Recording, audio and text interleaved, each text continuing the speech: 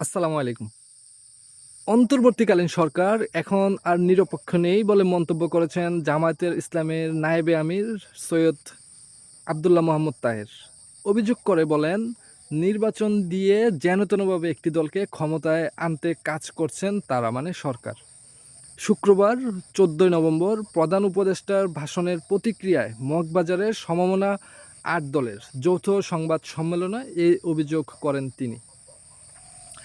সরকারের পক্ষে সুষ্ঠু নির্বাচন করা সম্ভব নয় দাবি করে ডাক্তার তাহের বলেন, বিএনপির চাওয়াকে প্রাধান্য দিয়েছে প্রধান উপদেষ্টা। জাতীয় নির্বাচন ও গণভোট কোনোভাবেই একসাথে নয়, তাই আলাদা আলাদাভাবে গণভোটের তারিখ ঘোষণা করার আহ্বান জানান এই জামায়াত নেতা ডক্টর আব্দুল্লাহ মোহাম্মদ তাহের। জুলাই সনদ বাস্তবায়নের যে বাধ্যবাধকতা রাখা হয়েছিল প্রধান উপদেষ্টার ভাষণে, সেটা উপেক্ষিত হয়েছে বলেও মন্তব্য করেন তিনি। আগামী রোববার আট দলের বৈঠকের পর ৫ দফার বিষয়ে নতুন কর্মসূচি দেওয়া হবে জানান জামায়াতের নেতা বা নায়েবে আমির। দেখেন নায়েবে আমির সাহেব, ডিসিশন হয়ে গেছে। আর কোনো হাঙ্কি পাঙ্কি করলেও সিদ্ধান্ত চেঞ্জ হওয়ার কোনো সুযোগ নেই। কারণ এই ডিসিশন চেঞ্জ করা হলে অন্যরা আবার হাঙ্কি টাঙ্কি শুরু করে দিবে। আর দেখেন, ম্যাডাম খালেদা জিয়া ১৯৯৬ সালেই বলেছিলেন, এই দেশে দুধের শিশু আর পাগল ছাড়া কেউই নিরপেক্ষ নয়।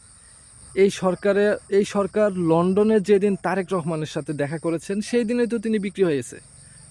এটা কি আপনারা অবগত না? এটা কি আপনারা জানেন না? তাই আমি জামাতের উদ্দেশ্য বলবো, দাবি আদায়ে রাজপথে আন্দোলন না করে নির্বাচনী ক্যাম্পেইন করেন মনোযোগের সাথে। নির্বাচনী ক্যাম্পেইনের দিকে মনোযোগী দেন। কারণ ক্ষমতায় বিএনপি গেলে কোনো বেসিক চেঞ্জ তারা করবে না। নির্বাচনে মাঠে নামেন নিউ ইয়র্কের মেয়রের মতো স্ট্রং নির্বাচনী ক্যাম্পেইন শুরু করুন। ইউনূস স্যার আপনাদের বিপক্ষে কিভাবে গেল দেখেন। ইউনূস স্যার তো একটি জটিল খেলা খেলেছেন। বিএনপির দাবি অনুযায়ী গণভোট নির্বাচনের দিন, এই পর্যন্তই। বিপরীতে সাংবিধানিক আদেশ হচ্ছে, পার্লামেন্টের প্রথম কাজ হবে সংস্কার পরিষদ হিসেবে, অর্থাৎ গণপরিষদ। প্রশ্ন ৪টি হলেও ভোট একটি, অর্থাৎ হা বললে সব হা, না বললে সব না। দুটি মানে না এমন বলার তো সুযোগ নেই, তাই না? এটা তো গণভোটের মধ্যে এই ধরনের কোনো সুযোগ রাখা হয়নি।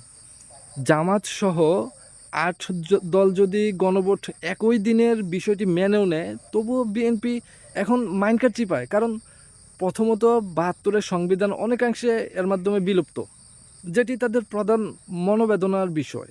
দ্বিতীয়ত, সংস্কার প্রশ্নে বিএনপির মুখে মুখে মধু থাকলেও অন্তরে বিষ। তারা আদতে সংস্কার চায় না। তাদের উদ্দেশ্য ছিল বুজুং বাজুং বুঝিয়ে কোনোভাবে ক্ষমতায় যেতে পারলেই আসল রূপে ফিরতে পারবে বিএনপি।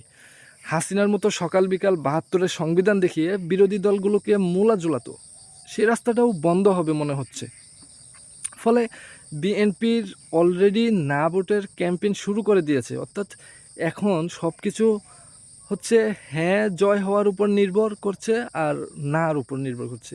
বিএনপির নতুন ফ্যাসিস্ট হয়ে উঠতে পারবে কিনা, আপনারা নতুন বাংলাদেশ তৈরি করতে পারবেন কিনা, এটা এখন হানার উপরে ডিপেন্ড করবে। সো নো হাঙ্কি পাঙ্কি, নির্বাচনের প্রস্তুতি নিয়ে মাঠে নামেন নায়েব সাহেব।